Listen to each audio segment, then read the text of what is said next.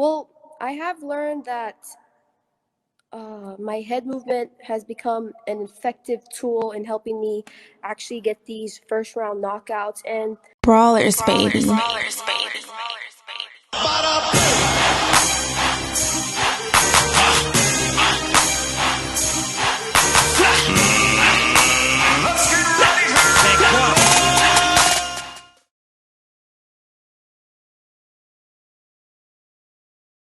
What's going on, boxing world? It's your boy Rick Muhammad, Brawler Sports Media in the building. My associates at 3kingsboxing.com, Studio 9. We got the lovely, talented, up-and-coming prospect from Catskill, New York, still doing her thing. And I'm going to try to pronounce your first name, Fei. Fei? How you say it, Fei?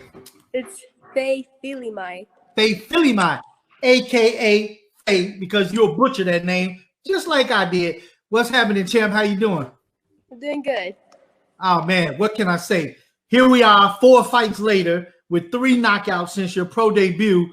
And, I mean, you are just serving everybody up.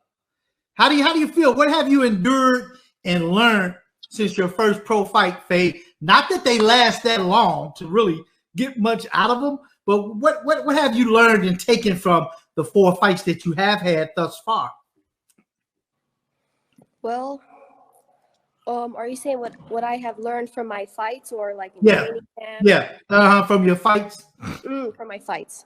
Well, I have learned that my head movement has become an effective tool in helping me actually get these first round knockouts. And I'll explain more about that.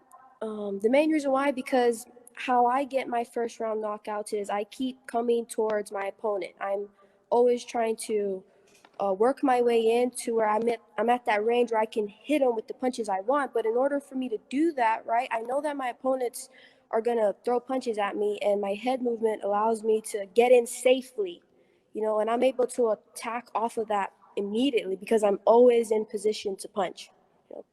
Absolutely. And I see that from the 4 fights that I've watched.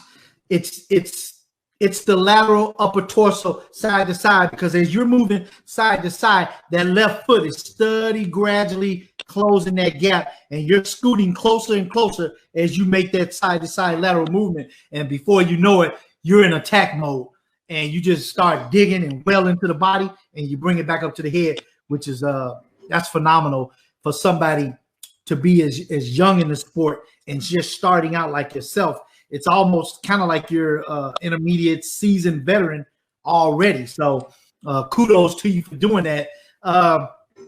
Where do you see your career going now moving forward? You're 4-0, 3 knockouts. I mean, what would you like to do? I understand you may have one more fight to close the year out, maybe December 7th.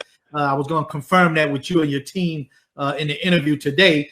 And then going into 2020, what would you like to see happen for Team Faiva and for Fei in the sport of boxing moving forward? Well, I haven't discussed any future plans as of for next year with my team, but I do have a personal goal myself, which is I want to have at least by next year, September, I want to have at least a total of 15 fights.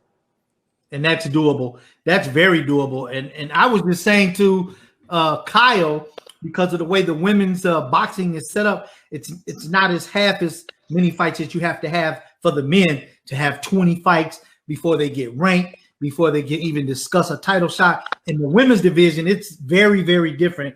I can see you having a title shot offered to you by mid or late next year, 2021, and a strap around your waist. That's my own personal prediction, and that is very doable in the women's boxing division, if you will.